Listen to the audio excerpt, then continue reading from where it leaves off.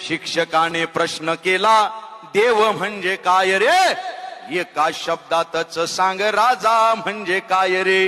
प्रश्न होता तिसरा, तो आगळा ना वेगळा, ज्ञान स्वाभिमान बुद्धिमान म्हणजे काय रे? पोराची उत्तर किती सुंदर आहेत बघा. देव म्हणजे काय त्यानं फक्त माय लिहिलं. वा. देव म्हणजे काय त्यानं फक्त माय लिहिलं. राजा म्हणजे काय त्यानं शिवराय लिहिलं.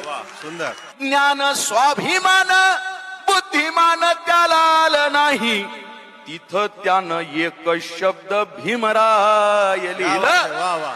सुंदर सुंदर सुंदर सुंदर.